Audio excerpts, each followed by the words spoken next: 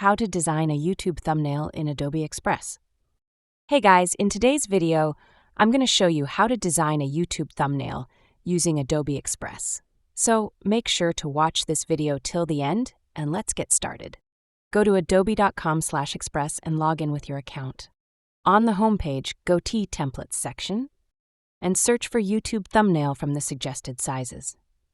Pick a ready-made template or start from scratch if you want full creative control. Click on Text to add a bold title. Use large, clear fonts that grab attention. Upload your image by clicking on Photos and choosing one from your device or stock library. Customize with shapes, icons, and design elements from the side panel. Use the Remove Background feature if you want to highlight a face or object. Play around with colors and contrast to make sure your text pops. Preview your thumbnail and make final adjustments. Once done, click Download and choose JPG or PNG format. And that's how you can quickly design eye-catching thumbnails in Adobe Express. Try it out and make your videos stand out. That's all for the video.